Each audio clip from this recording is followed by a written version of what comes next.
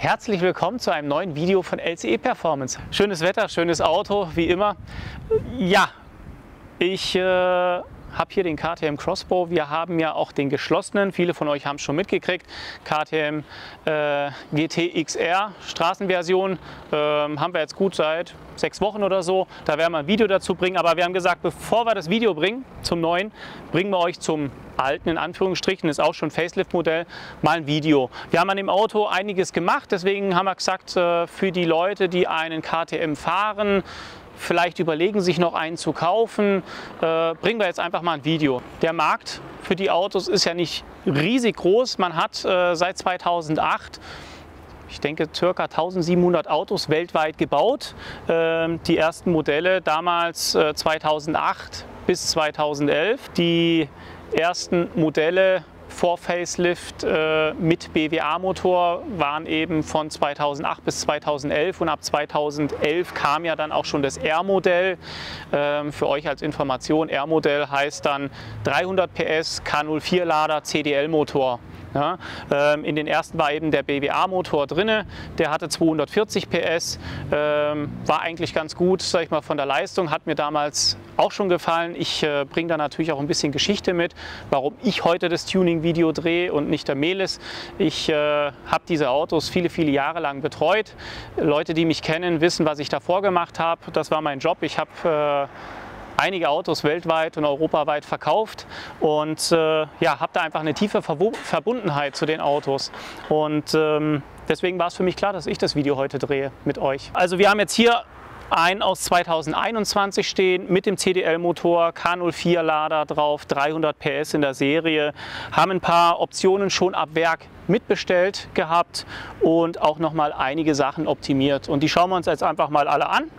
Und dann geht es später noch auf den Prüfstand und nach dem Prüfstand drehen wir noch eine Runde, hätte ich gesagt, oder? Ja. Bist du schon mal KTM gefahren, Barbara? Noch nicht. Noch nicht? Freut mich. Okay, alles klar.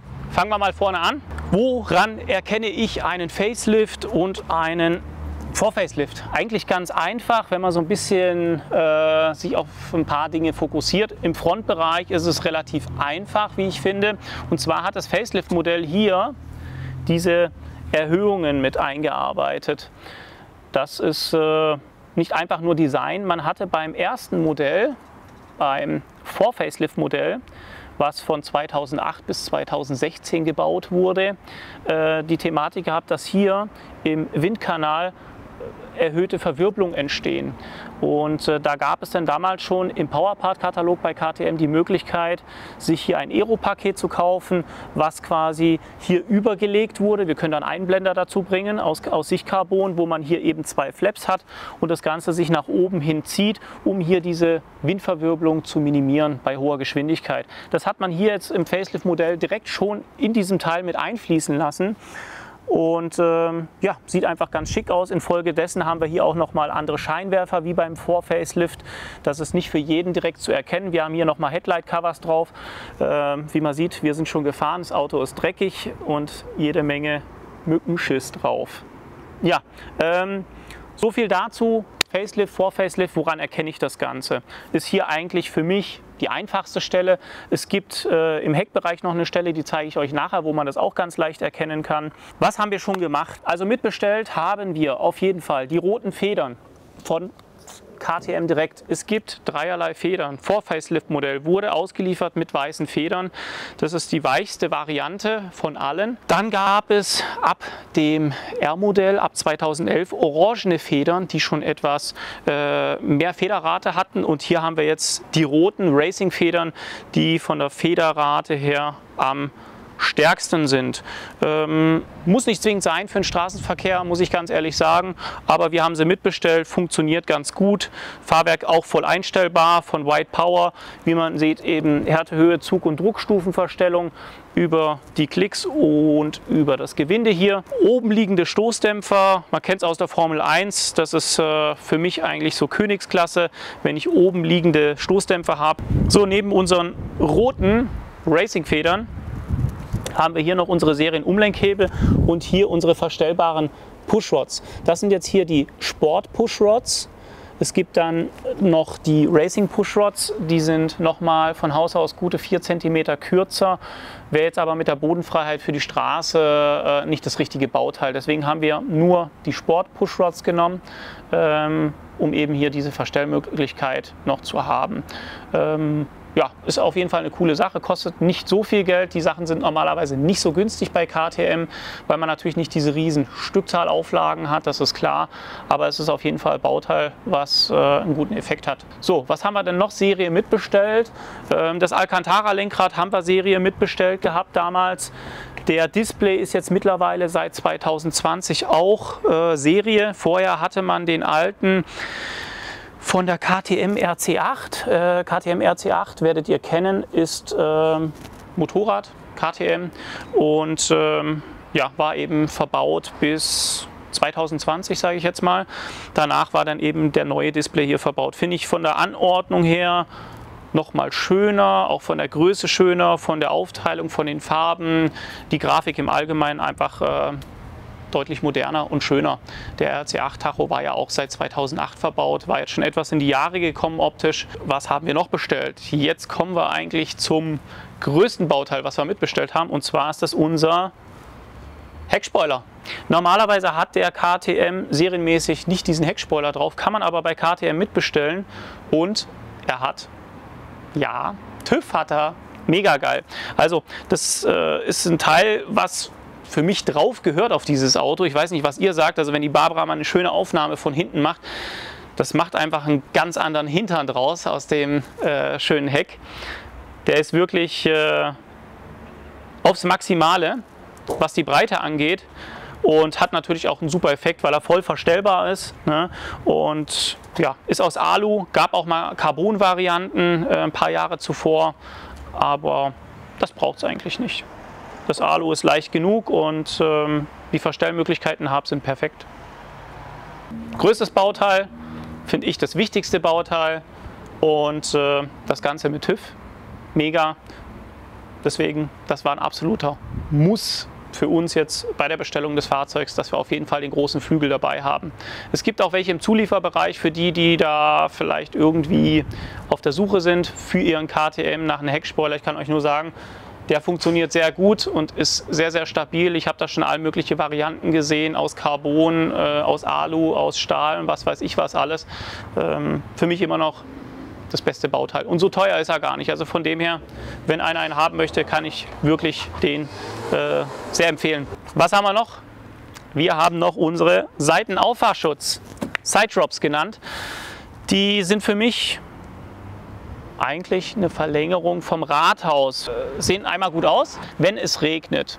Einfach erklärt, haben wir hier die aufgespritzte Gischt, die dann auch gerne mal in den Innenraum gerät, wenn ich eben gerade im Lenkverhalten bin, und durch meine Side Drops wird das Aufsprühen verhindert, beziehungsweise ich verlängere mir dadurch einfach die Rathausschale, so kann man sagen. Und natürlich aerodynamisch gesehen, finde ich, passt das ganz gut in die Seitensilhouette vom KTM rein. Wir können ja mal eine Seitenaufnahme machen, mit und ohne. Ich glaube, da finden wir auch was. Und ja, das ist eigentlich ein ganz cooles Bauteil. Ist, ja, nee, teuer ist es nicht. Nein, teuer ist es nicht. Die liegen bei 1190 € netto, wenn ich mich nicht ganz täusche. Und erfüllen für mich auf jeden Fall den Sinn und Zweck. Genau. So, was haben wir denn noch? Serie mitbestellt, beziehungsweise ab Werk mitbestellt. Wir haben unsere Gurte hier, das ist auch kein Seriengurt. Man sieht es, Schrot Racing, finde ich aber auf jeden Fall besser. Wir haben jetzt hier 6-Punkt-Anbindung. Ich nehme jetzt mal eben den Helm raus, dann sieht man das auch schön. 6-Punkt-Gurt von Schrot ist für mich eben besser und für alle, die auf der Rennstrecke fahren, weil wir hier eben das Handsystem sehr gut tragen können. Bei manchen ist das Problem, dass der Gurt so breit ist, und da ist das immer so eine Kollision mit dem Handsystem, wenn man das Ganze dann eben trägt, und das geht mit den Schrotgurten sehr, sehr gut. Ja, das zur Serie und zu den Teilen, die wir ab Werk mitbestellt haben. Viel mehr war es dann auch gar nicht. Wir haben noch ein Teil, was man nicht sieht, stimmt. Und zwar haben wir den großen Renntank drin. Den wollten wir nicht unbedingt haben, hat das Auto halt schon drin gehabt. Und ja, wir haben es nicht extra umgebaut. Der Aufwand, einen solchen Tank auszubauen, einzubauen, ist natürlich doch schon relativ groß. Und deswegen haben wir gesagt, wir nehmen den 70 Liter Renntank mit. Deswegen müssen wir nicht so oft zum Tanken wie die anderen KTM-Fahrer. Aber normalerweise habe ich ein Füllungsvermögen, sage ich mal, von roundabout irgendwie 35 Liter, wenn ich zum Tanken gehe. Da hat man es auch ganz schnell, wenn ich mal zu lange drauf drücke und nachtank, dass es überläuft, weil der Tank relativ flach ist. Aber hier haben wir auf jeden Fall einen 70 Liter Tank drin. Da kommen wir weit genug. Genau. So, und jetzt hätte ich gesagt, kommen wir mal zu den Teilen, die wir verbaut haben, damit es nicht langweilig wird. Wenn wir gerade hier so schön an der Seite stehen, was haben wir denn als markantes Bauteil? Geile Felgen von Yido Performance.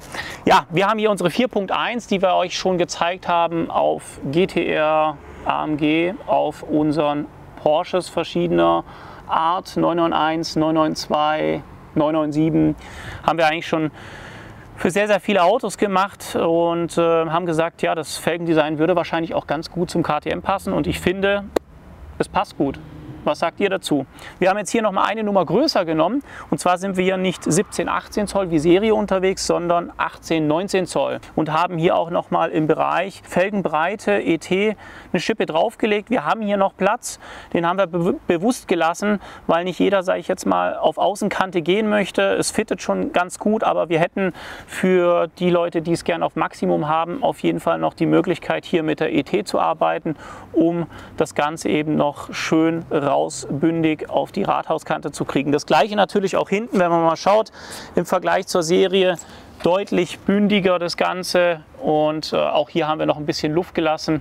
Das heißt, gibt es keine Probleme mit dem TÜV. Wir können die Felgen hier bei uns vor Ort eintragen. Wer da also Interesse dran hat, gerne melden und ja, die Größen sind variabel. Auch wenn einer sagt, ich möchte gerne 17, 18 Zoll weiterfahren, was ich absolut verstehen kann, weil Thema Reifen, Performance ist ja auch immer so ein Punkt.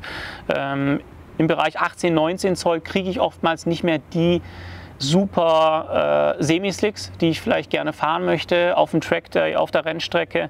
Und deswegen bieten wir natürlich auch für die Performance-Fahrer eine 17-18 Zoll Kombination an, wenn ihr das haben wollt. Das ist wirklich ganz variabel. Wir haben jetzt eben gesagt, wir haben unsere Serienfelgen in 17-18 Zoll, machen hier einmal einen Designsatz. Thema Felgen. Wer Bock drauf hat, einfach melden. Ich finde sie mega, auch Farben frei wählbar. Alles, was in der Farbpalette bei Yido Performance verfügbar ist, könnt ihr hier wählen.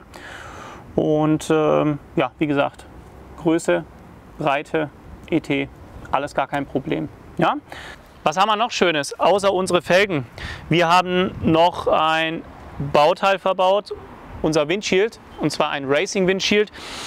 Die KTM kennen, wissen, wie das Serienteil aussieht. Wir bringen Einblender dazu, dann kann man sich das besser vorstellen. Und zwar hat man hier normalerweise ein transparentes Kunststoffbauteil, was im 90-Grad-Winkel gebrochen ist. Ich versuche das mal so ein bisschen abzubilden. Es geht ungefähr so.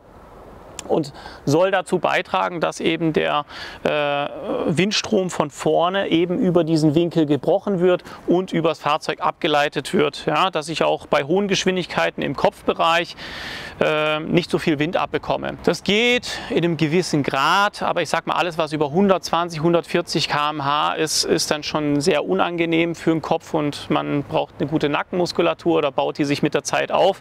Aber es ist eigentlich nicht so das Wahre und deswegen war für mich auch klar, dass wir, wenn wir an dem Auto was machen, leistungstechnisch, was wir hier gemacht haben, auch ein Racing Windshield verbauen. Das ist eben nicht nur Optik, dass wir jetzt hier ein bisschen mehr Carbon haben, sondern es hat wirklich auch eine Funktion und einen Sinn.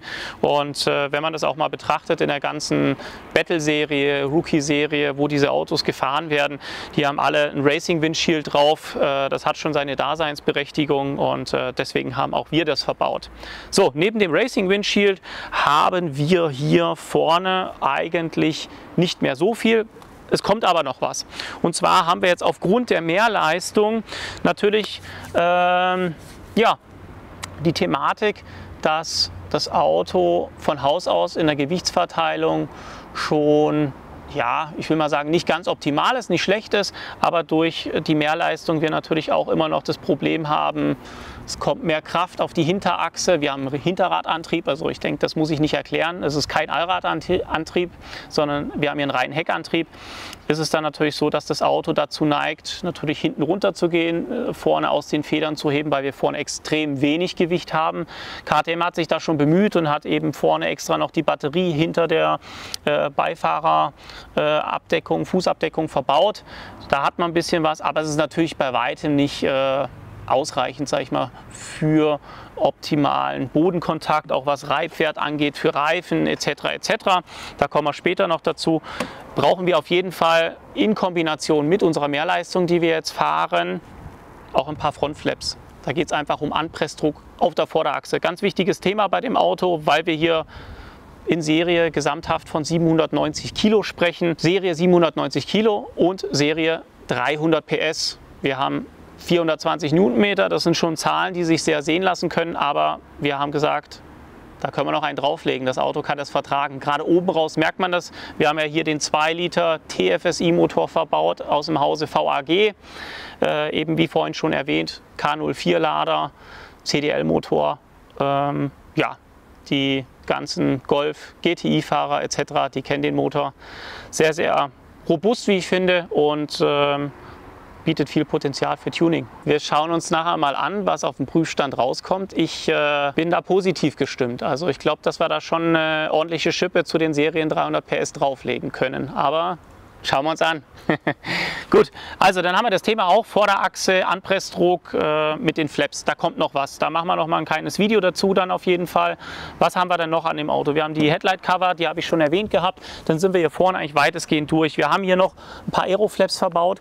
Hier geht es eigentlich um die Luftströmung zur Bremse. Das ist eigentlich ein ganz schönes Thema. Normalerweise habe ich hier ein U drin, da können wir auch einen Einblender dazu bringen. Das Originalteil ist schon nicht schlecht. Die Carbon-Flaps sind natürlich nochmal wesentlich leichter und ich habe hier eigentlich im Windkanal getestet von dem Hersteller dieser Flaps, dass wir hier eine bessere Anströmung haben, was Bremsenkühlung angeht. Genau. Dann sind wir eigentlich auf der Vorderachse soweit durch. Wenn wir gerade bei dem Thema noch waren, Anpressdruck, Vorderachse und so weiter und so fort, spreche ich auch immer gerne das Thema Reifen an. Reifen ist ein ganz, ganz großes Thema bei dem Auto, gerade auf der Vorderachse, weil wir natürlich wenig Gewicht auf der Vorderachse haben. Wir haben jetzt hier einen Conti verbaut, der ist in Ordnung, das ist ein absoluter Standardreifen, ist jetzt kein Semislick oder dergleichen und kann gute Eigenschaften bieten. Aber dafür muss ich natürlich auch was tun. Das heißt, entweder habe ich einen gewissen Reibwert durch mein Gewicht auf der Vorderachse oder ich muss halt auch wirklich mit dem Luftdruck spielen. Wir haben jetzt hier mit dem Luftdruck gespielt, weil wir kriegen den nicht künstlich schwerer auf der Vorderachse. Wollen wir ja auch gar nicht. Deswegen muss ich hier deutlich unter dem normalen Reifendruck eigentlich fahren. Wir fahren hier tatsächlich auf der Vorderachse gerade mal so 1,5 Bar, dass der Reifen, sag ich mal, so ein bisschen einen guten Grip aufbauen kann auf der Vorderachse.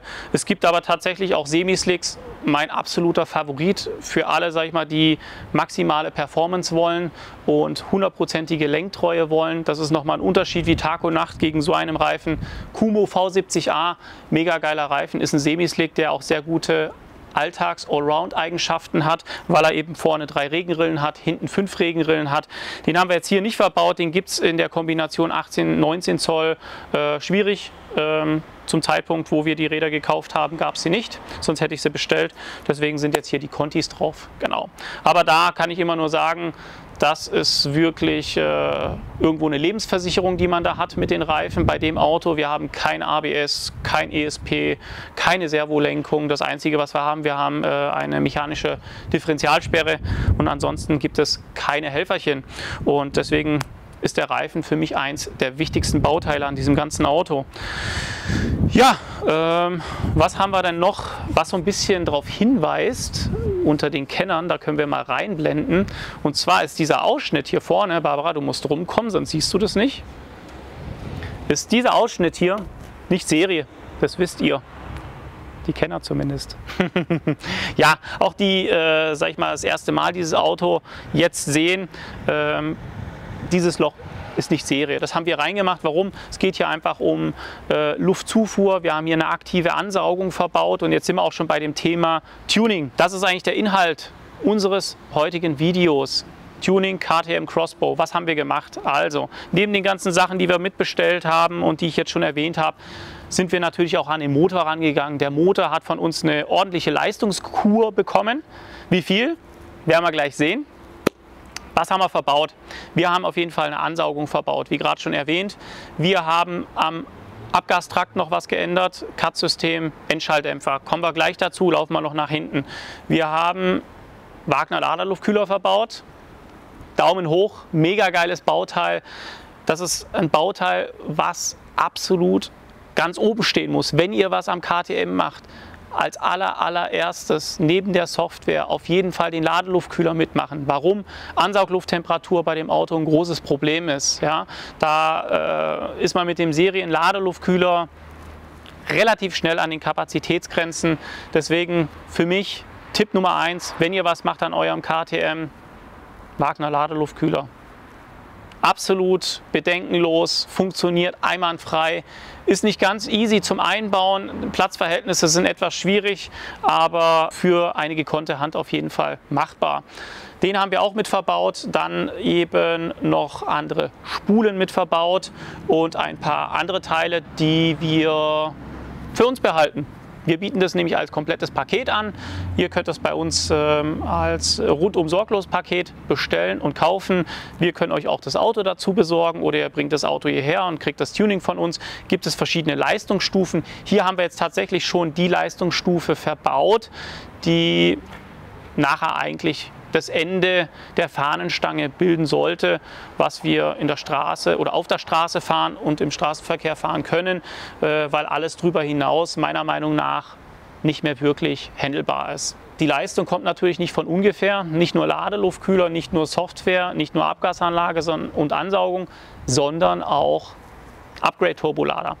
Wir haben unseren K04-Lader upgraden lassen. Wir haben keinen größeren verbaut. Wir haben eben, sage ich jetzt mal, die Verdichterseite bearbeitet. Das Abgasgehäuse ist gleich geblieben. Von dem her ja, ist es überschaubar. Für uns war wichtig, dass wir keinen größeren Lader verbauen. Ich kann euch sagen, ich habe auch dieses Auto schon mit einem deutlich größeren Lader gefahren, ist von der Fahrbarkeit sehr, sehr eingeschränkt. Ne? Man hat dann erstmal, sage ich mal, ein größeres Turboloch, größerer Lader heißt größeres Turboloch, Ansprechverhalten schlechter, unten raus passiert nicht viel und dann irgendwo bei 3.000, 4.000 Umdrehungen kommt dann eben der Schub und dann haben wir eben eine Kurve drin, die ja für mich nicht schön ist, sage ich jetzt mal, weil dieses Vehemente bei diesem Auto mit dem wenigen Gewicht, reiner Heckantrieb, ohne Fahrhilfen, man ist immer am Kämpfen mit der Hinterachse und das kann mal Spaß machen, ja, aber dauerhaft ist es eben, finde ich, nervig. Es muss schon über das gesamte Drehzahlband kontinuierlich verteilt sein. Das war mir ganz, ganz wichtig, das Drehmoment und die Leistung, die Entfaltung des Ganzen. Und das haben wir eben hier mit dem K04 ganz gut hingebracht. Ne? Der hat ein kleines Upgrade gekriegt und das reicht auch vollkommen aus. So, mit den Komponenten gehen wir nachher auf den Prüfstand und schauen mal, was dabei rauskommt. Abgasanlage. Fast vergessen. Also, schauen wir mal hin. Was haben wir hier hinten? Hier haben wir unsere Sportabgasanlage von KTM. Woran erkenne ich das? Der originale Auspuff ist eben silber und nicht schwarz. KTM hat für mich eigentlich in den letzten 13 Jahren bewiesen, bei diesem Auspuff, dass sie wirklich den besten Sound rausholen. Ich habe schon viele andere Abgasanlagen getestet von allen möglichen Herstellern. Es gibt nicht so viele, aber doch einige. Und ja, das war auf jeden Fall eine Erfahrung, wo ich sage, da bin ich froh, dass KTM den gebaut hat, weil alle anderen sind bei weitem nicht so dumpf. Und das finde ich eben schön bei dem Auto und bei dem Motor, dass wir hier doch einen relativ schönen, dumpfen Klang rauskriegen. Und jeder, der sich einen Auspuff kaufen möchte, kann ich eben nur den Sportauspuff von KTM wärmstens empfehlen. Geiles Bauteil in Kombination mit einem Sportcut und den anderen Komponenten, die wir verbaut haben. Eine echt runde Sache. Also, ich habe euch ja vorhin noch was versprochen, dass ich euch auch erkläre, woran erkenne ich einen Facelift im Heckbereich. habe ich fast vergessen. Fast. Ist ein bisschen schwieriger. Beim Vor-Facelift, wir nehmen da auch noch mal ein Bild mit rein, haben wir quasi, sage ich jetzt mal, diese Abflachung hier nicht, sondern die Kante beim Vor-Facelift ist aufgestellt. Ist jetzt ein bisschen schwierig von der Vorstellung, wir bringen aber einen Einblender dazu, dann sieht man das. Woran man das auch immer erkennt, sind diese Bauteile. Das Vor-Facelift-Modell hat dieses Bauteil nicht, weil hier der Aufbau komplett anders ist, und zwar hat der Vor-Facelift seine Luftzufuhr im mittleren Bereich. Das heißt, wir haben hier eigentlich einen dritten Höcker, das ist immer hier Fahrer-Beifahrerseite, Überrollbügel, und in der Mitte einen dritten Höcker. Das ist die sogenannte Airbox gewesen. Da bringen wir auch einen Einblender dazu, dann sieht man das eben mal.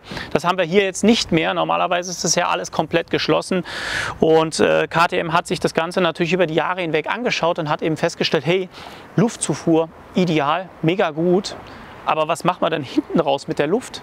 Wir haben eigentlich gar keine saubere Luftabführung, und dadurch ergibt sich oftmals eine hohe Stauwärme da hinten drin. Es bläst viel Luft rein, und ja, hinten geht es halt mal so peu à peu raus, aber wir haben keine saubere Führung für diese Luft. So, und dann finde ich, haben sie eigentlich eine super Entwicklung hingelegt mit diesen Bauteilen, Fahrerseite, Beifahrerseite, dass wir hier schon mal eine Anströmung haben von Luft, die reingeht in den Motorraum. Und jetzt kommt's, haben wir jetzt nicht mehr unseren hohen Höcker, sondern wir haben hier ein ganz flaches Bauteil aus Sichtcarbon. Finde ich eins der schönsten Bauteile am ganzen Auto, weil es einfach mega ist mit diesen Kiemen. Sieht einfach mega geil aus. Ist nicht nur Design und Dekor, sondern hier kommt die Luft wieder raus. Das heißt, an den Seiten links und rechts neben Fahrer und Beifahrer strömt die Luft rein, ne, vom Fahrtwind. Geht hier in den Motorraum rein und kann sauber durch dieses Kiemensystem wieder abfließen. Das heißt, ich habe hier drin eigentlich eine ganz, ganz geringe Stauwärme. Und das ist eigentlich das Beste, was man haben kann, dass man in den Motorraumbereich einen stetigen Luftdurchfluss hat. Und das haben wir jetzt hier. Und wir haben das natürlich noch so ein bisschen gekoppelt mit unserer Ansaugung. Da kann man euch dann mal im Einzelgespräch näher dazu zeigen. Das machen wir jetzt nicht. Wir bauen hier nichts weg. Wir lassen es so, wie es ist. Ja, genau, so viel dazu. Facelift, Vor-Facelift im Heckbereich, Luftzufuhr, Stauwärme, alles einmal erklärt. Und damit es nicht zu technisch und langweilig wird, hätte ich jetzt einfach gesagt, wir machen uns auf den Weg in den Prüfstandsraum. Wir haben gute 25 Grad. Mal schauen, was bei rauskommt. 27 Grad sogar. Okay, wir haben sogar 27 Grad im Prüfstandsraum. Dann schauen wir mal, was für eine Leistung rauskommt. Und ja, nach dem Prüfstandslauf, hätte ich gesagt, gibt es noch ein bisschen Action. So Leute, mitkommen. Wir sind auf dem Prüfstand heute mit dem KTM und danach wird gefahren. Jetzt sind wir mal gespannt, was der drückt. Wir haben ja einige Sachen dran gemacht, dazu auch mehr im Video. Serie 300 PS. Wir schauen mal, was wir rausgeholt haben. Mitkommen.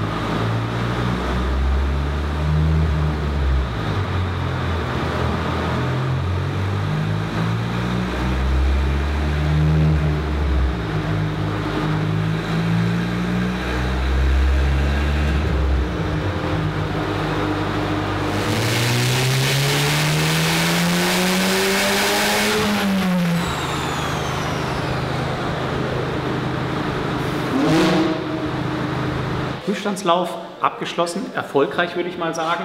Ja, also 400, knapp gekratzt. Wir können mal kurz auf die Kurve gucken. Es ist ganz interessant zu sehen, dass wir eigentlich einen ganz, ganz schönen Verlauf haben. Eben 398 PS und 516 Newtonmeter. Finde ich ein super Ergebnis, zumal man dazu sagen muss, wir haben eigentlich fast keine Zündung, die hier gezogen wird. Ne? Also der zieht keine Zündung, wir haben noch ein bisschen Möglichkeiten. Der Lader kann 420 PS, wir wollen ihn auch nicht komplett ausquetschen. Ich denke, wir werden es dabei erstmal belassen, werden aber nach unserem Video mit Sicherheit auch nochmal eine andere Map ausprobieren, wie das Ganze funktioniert und ob er dann vielleicht ein bisschen mehr Zündung zieht und wie sich das Ganze verhält. Aber jetzt in dem Bereich, muss ich sagen, sind wir sehr, sehr zufrieden. Die einen oder anderen werden wahrscheinlich die Frage stellen, warum hat er jetzt hier so einen Peak oben raus? Das ist eben der Overboost-Bereich, wo er dann sofort wieder in die Regelung reingeht und das Ganze dann nachher hier schon wieder angleicht. Wenn man sieht, bei 4000 wird es dann schon wieder alles kerzengerade angeglichen und hier kommt man aus dem Overboost-Bereich, hier tut er kurz angleichen und hier sind wir dann schon wieder im Bereich, wo er dann alles angeglichen hat. Also von der Kurve her finde ich tipptopp, kann man nicht meckern. Drehmomentverlauf auch sehr schön harmonisch, ist oftmals schwierig bei diesem Auto, weil wir ja wenig Gewicht haben, dass wir hier einen harmonischen Verlauf, ich habe schon Kurven gesehen, die ziehen sofort an und dann habe ich da natürlich einen Drehmomentüberschuss und das führt oftmals dazu, dass mir das Auto sehr, sehr unschön auf der Hinterachse nervös wird, ja, er neigt zum Ausbrechen, wir haben das bewusst, sage ich jetzt mal, in einem schönen Verlauf übers gesamte Drehzahlband angepasst. Und lässt sich sehr, sehr gut fahren, das kann ich euch sagen. Und das seht ihr auch nachher noch im Video. Tipptopp zufrieden, was will man mehr? Jetzt spannen wir ab. Prüfstandslauf abgeschlossen, jetzt geht es auf die Straße. Für euch bloß noch mal kurz als Info, wenn ihr mal mit eurem KTM Crossport zu uns kommen wollt, gar kein Problem, wir haben die Möglichkeit, den optimal zu verzurren. Allradprüfstand braucht man in diesem Fall ja nicht, der hat ja nur reinen Heckantrieb. Aber gerade was die Anströmung angeht beim KTM in Richtung Kühler und auch Ansaugtrakt haben wir eigentlich ganz gute Möglichkeiten. Deswegen da keine Angst haben. Bei uns können wir das auf jedes Auto bedarfsgerecht einfach anpassen, was die Luftanströmung angeht. Genau, so. Und jetzt gehen wir zum Fahren.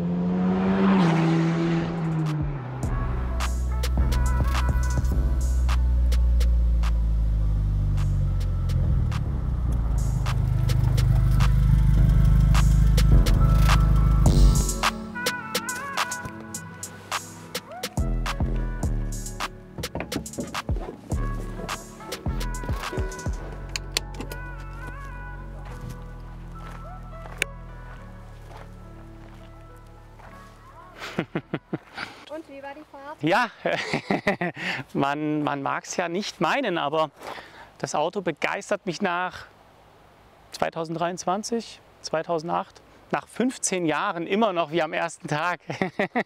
Das gibt es bei ganz wenigen Autos. Ich habe eigentlich noch nie ein Auto gehabt, wo ich sage, nach 15 Jahren habe ich da noch so Bock drauf, wie auf dieses Gefährt. Ja, ich denke, jeder von euch wird das Gefühl kennen, man hat ein Auto, man ist emotional, man will das Auto am liebsten nie wieder verkaufen, fährt es dann 2, 3 Jahre, Macht der Gewohnheit tritt ein, der Mensch ist ein Gewohnheitstier und dann wird es doch wieder irgendwann langweilig. Und genauso ist es bei mir auch bei vielen Autos gewesen, außer bei einem Auto. Und ich habe beim letzten Video habe ich ja schon gesagt, beim Sportquattro ist was ganz Besonderes und so weiter. Viele werden sagen, ja, der sagt ja jedes Mal, das ist was ganz Besonderes. Nein, es ist was anderes, auf eine ganz andere Art und Weise, weil das ist eigentlich an Puristik nicht zu übertreffen. Ja? Das andere ist einfach ein Thema, wo ich sage, ein Sportquattro ist emotional mit der Geschichte dahinter, die mitfährt, nicht zu übertreffen. Und deswegen ist es immer so für sich und für seinen Bereich das absolute Ultimum. Und für mich ist, was Fahrfeeling angeht, dieses Auto einfach das Optimale. Es gibt einfach nichts Puristischeres, wie ein KTM Crossbow offen zu fahren. Der GT filtert für mich schon viel zu viel. Jetzt fragen viele, ja, was ist GT?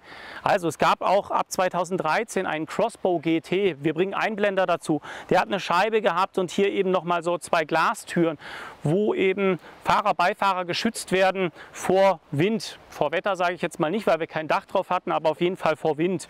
Das war dann für die Leute, die keinen Helm tragen wollten, die Frau vielleicht ihre Ohrringe nicht ablegen wollte wegen Helm und Schminke verschmiert und Haare durcheinander. Die Leute haben damals ab 2013 dann den Crossbow GT kaufen können.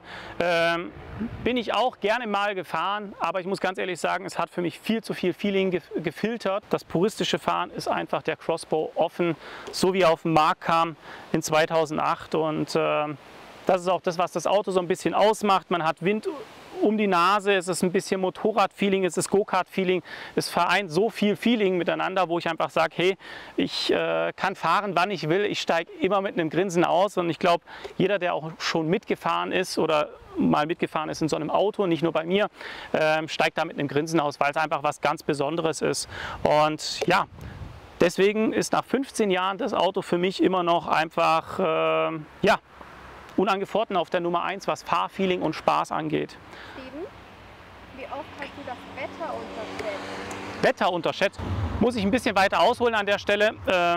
Wetter ist ein gutes Thema. Ich habe für alle, die mich kennen, wissen, was ich davor getan habe. Ich habe diese Autos von 2008 bis 2018, ja eigentlich bis 2021, bis 2021 sogar verkauft. Und ja, da sind einige Autos über die Ladentheke gegangen. Das kann ich euch sagen. Das habe ich nicht nur deutschlandweit, sondern wirklich europaweit gemacht. Und natürlich, leider Gottes, gab es auch Autos, die nicht so lange gehalten haben. Und da kommen wir eben aufs Wetter zurück. Dieses Auto ist wie ein Motorrad extrem wetterabhängig. Ich muss mein Fahrverhalten den Wetterverhältnissen anpassen. Tue ich das nicht, kann ich Glück haben oder ich muss fahren können. Das sind eigentlich diese 2 Optionen, die es gibt. Und meistens fehlt es dann natürlich an das fahrerische Know-how. Nicht, dass es schlechte Fahrer waren, keinesfalls. Aber man muss dieses Auto kennenlernen. Das ist eben ganz, ganz wichtig. Wir haben keine Fahrhilfen. Da ist kein Lämpchen, was blinkt, wenn das ESP eingreift oder sonst irgendwas. Das haben wir hier nicht. Und das haben viele Leute unterschätzt. Und da kann ich euch sagen, ich hatte Leute, die sind mit einem Lamborghini vorgefahren und haben gesagt, was soll mir das Auto mit 300 PS? Ich habe da draußen 700 PS stehen. Mag sein, aber dieses Auto hat gefühlt alle Helferchen, die es nur gibt auf dem Markt. Und dieses Auto hat nichts. Und das Ganze bewusst, weil es halt einfach puristisch sein soll. Und das haben viele Leute unterschätzt. Wir haben ganz, ganz viele Unfälle gehabt im Bereich falsch bremsen. Ja, wie kann ich falsch bremsen? Ohne ABS kann ich sehr wohl falsch bremsen. Ja? Wenn ich hier nämlich, sage ich mal, das meist oder der häufigste Fehler, so muss man sagen, der gemacht wird bei unerfahrenen Leuten, es kommt eine Grenzsituation auf, im Affekt, Bremse, voll durch, mit ABS kein Thema, Beste, was man tun kann, sage ich jetzt einfach mal, hier ohne ABS, denkbar das Schlechteste. Sobald die Räder blockieren und ich kein ABS habe, kann ich mit dem Lenkrad, wie ich möchte, nach links und rechts lenken. Es wird sich nichts tun. Was passiert? Ich rutsche einfach nur geradeaus. Und wir haben extrem viele Unfälle gehabt, die aufgrund von falsches Bremsen zustande kamen. Der Kunde sagt, Herr Koppenhöfer, da ist irgendwas falsch. Ich habe ganz nach links, ganz nach rechts gelenkt. Ich war auf der Bremse drauf, aber ich bin geradeaus in den Baum reingerutscht. Ja, hätte man nur einen Bruchteil von einer Sekunde die Bremse geöffnet, dann hätte das Auto auch wieder dorthin gelenkt, wo man das Lenkrad gerade stehen hat. Aber das muss man natürlich wissen, man muss so ein Auto kennenlernen. Das ist für mich jedes Jahr aufs Neue, ein neues Kennenlernen, das sage ich euch auch nach 15 Jahren. Warum? Weil dieses Auto im Frühjahr mit geringen Asphalttemperaturen, mit einer geringen Reifentemperatur nicht das Gripniveau hat, wie wir es im Hochsommer haben. Ja? Jetzt haben wir heute schöne 27 Grad, trockene Verhältnisse, dann habe ich natürlich einen super Grip, das macht mega Spaß.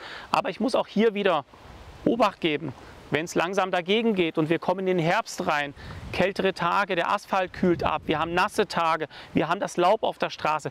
Das sind alles Risiken, die wir hier wirklich mit einfließen lassen müssen und das bei jeder Fahrt. Ja? Auch wenn ich im KTM-Club schaue, die Jungs fahren gerne runter nach Sardinien und am Meer entlang und so weiter. Auch da muss ich im Hochsommer bedenken, hey, ich kann hier Sand auf der Straße haben. Ja? Das kann es immer mal wieder von den Stränden, vom Landesinnere, wo ich eben Sand habe, kann es immer wieder auf die Straße, sage ich jetzt mal, gelangen. Dadurch hat man oftmals auch kein gutes Gripniveau in Südeuropa. Warum? Weil die natürlich den Asphalt schon abgerieben haben. Ne? Das ist wie quasi Schleifpapier, was da drüber geht. Und deswegen hat man oftmals auch ganz glatte Asphaltstraßen in Südeuropa. Und dann fährt sich das Auto auch wieder komplett anders. Und da kann ich euch noch Stunden von erzählen. Schlussendlich ist es einfach ein geiles Auto, weil es einen fordert. Es fordert einen als Fahrer. Ich hoffe, ich konnte so ein bisschen was rüberbringen. Wir können ja leider nicht schneller fahren. Wir haben hier Feierabendverkehr, ist eine belebte Straße. Aber ich denke, ein bisschen konnte ich was rüberbringen von diesem Feeling. Und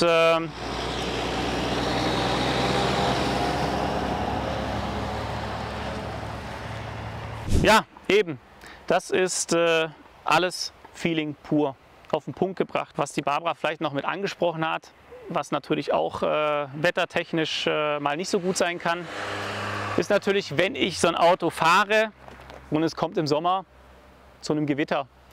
Ich sag mal, solange ich fahren kann, ist es eigentlich gar nicht so schlimm. Ja? Also wenn es normal regnet, dann werde ich im oberen Schulterbereich ein bisschen nass. Natürlich, wenn es dauerhafter Regen ist, dann fließt das natürlich auch ab. Aber keine Angst, es ist keine Badewanne, er wird nicht zur Badewanne. Wir haben unten 2 Abläufe auf der Fahrerseite, auf der Beifahrerseite, da passiert nichts. Es ist alles wasserdicht. Da gibt es auch ein paar coole Videos im Internet, da haben damals der ein oder andere Kunde von mir tatsächlich das Auto durch die Waschanlage gefahren, in Badehose, weil sie eine eigene Waschanlage hatten und haben da ein cooles Imagevideo zugedreht und das ging dann auch so ein bisschen durch die Decke.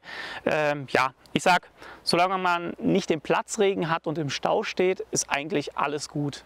Wenn man das hat, dann kann man sich ein JP sein Video nochmal anschauen. Der hat nämlich 2018 bei mir seinen KTM Crossbow gekauft, der dann später zum Momentum umgebaut wurde. Und der ist tatsächlich vom Bodensee nach Dortmund gefahren, bei schönem Wetter. Aber zwischendrin gab es mal nicht so schönes Wetter und er hat mich danach verflucht. Ja, es war natürlich nicht die schönste erste Erfahrung, die er gemacht hat. Ja, weil er ist das erste Mal gefahren, lange Strecke, dann noch Regen. Ja.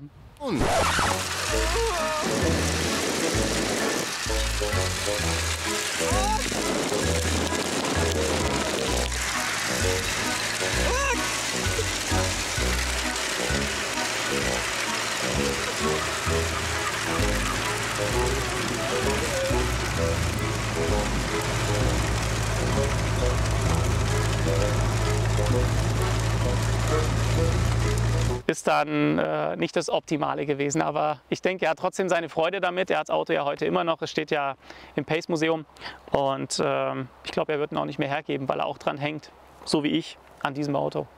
Ja, lang geredet, ich kann euch nur sagen, ihr müsst so ein Auto gespürt haben. Ich kann es wahrscheinlich nicht ansatzweise rüberbringen, wie geil dieses Auto ist, was das euch für ein Feeling gibt, was für eine Lenktreue dahinter steckt, wenn ich keine Servolenkung habe und jeden Millimeter merke. Ich habe letztens auch gesprochen vom Sport Quattro, was das Lenken angeht. Das ist wieder was ganz anderes. Hier ist es wirklich 100% 1:1 in der Übersetzung und exakt.